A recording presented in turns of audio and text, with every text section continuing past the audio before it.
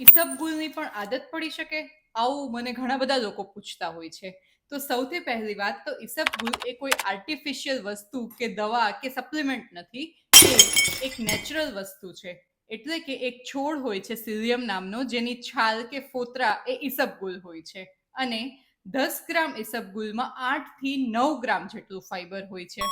એટલે કે ઈસબગુલને પાણીમાં મિક્સ કરો ત્યારે એ આવા જેલ જેવું બની જાય છે અને એ તમારા બોડીમાં જઈને તમારા સ્ટૂલને સોફ્ટ બનાવે છે, તમારું આખું પાચન તંત્ર સ્મૂથ બનાવે છે, ઉપરાંત પ્રીબાયોટિક તરીકે પણ કામ કરે છે. અને ઘણા બધા સ્ટડીઝમાં તો કોલેસ્ટ્રોલ, ડાયાબિટીસ, બ્લડ પ્રેશર વગેરે જેવી વસ્તુઓમાં પણ ઈસબગુલના ઘણા બધા ફાયદા દેખાયા છે. તો તમને થશે કે શું ઈસબગુલ રોજ લેવું જોઈએ?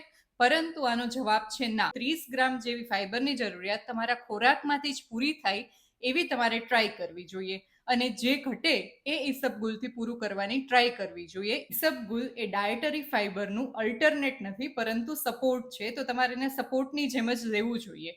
ઉપરાંત ઘણી બધી વખત લોકો જ્યારે નવું નવું ઈસબગુલ લેવાનું શરૂ કરે ત્યારે એમને ગેસ, બ્લોટિંગ જેવી સમસ્યાઓ પણ થતી હોય છે. તો તમારે શરૂઆત ઓછી ક્વોન્ટિટીથી જ કરવી જોઈએ અને ઈસબગુલ લીધા પછી પણ પૂરતા પ્રમાણમાં પાણી પીવું જોઈએ.